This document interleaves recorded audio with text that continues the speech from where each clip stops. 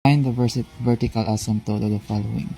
F of x is equal to 2x squared minus 4x plus 1 over x squared minus x over x squared minus x minus 6.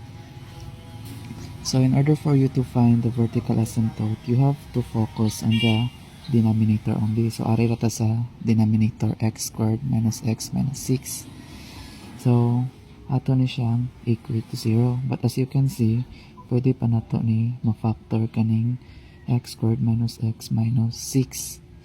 So how are you going to factor that one? So sulat rata diri parenthesis 2 ka buok. Now say factor ni x, so we'll know that x times x is equal to x squared. So aning nga case, since naman tayo middle term, so we have to think of a number or think of a factors ni 6 or negative 6 na kung atong i-add mo equal og negative 1. So may factors ni 6. Negative 6. Sa factors ni negative 6. So pwede negative 6 times 1. Pwede po negative 1 times 6. Pwede po negative 3 times 2. Negative 2 times 3. Napabailain? Na. So now, since we already have the factors of negative 6, kaya tanan ani answer mo negative 6. Negative 6 times 1, diba? Answer na is negative 6. Kay unlike terms, negative times positive, the answer is negative. Negative 1 times 6, negative 6. Negative 3 times 2, negative 6. Negative 2 times 3, negative 6. So, asa man ani nga factors, kung imo siyang i-add, is mo equal og negative 1. So, first, negative 6 plus negative 1. Ilang lang negative 6 plus negative 1? So, negative 6 plus 1. Ila? 5. Equal ba siya ni 1? Dili. So, this is negative 5. So, wala na siya. How about negative 1 plus 6? Bili answer. Negative plus positive man. So, unlike sign, so proceed directly to subtraction, then copy the sign of the bigger number. So 6 minus 1, 5. Asay dako, si 5, si 1. Si 6 or si 1?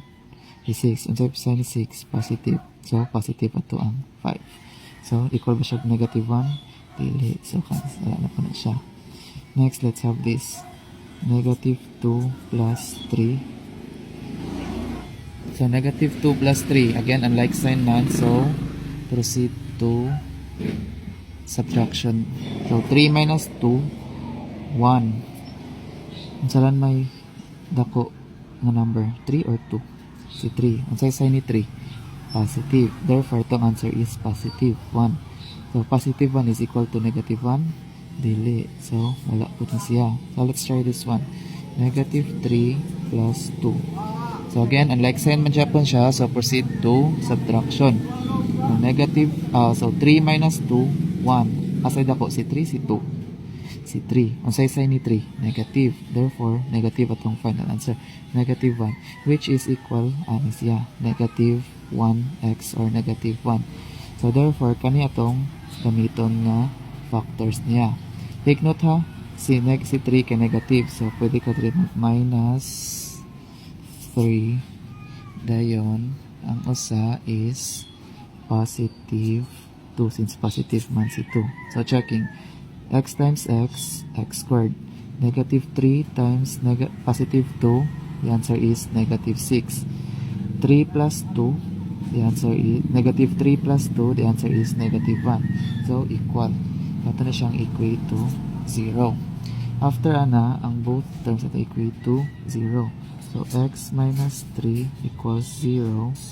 Then, x plus 2 equals 0.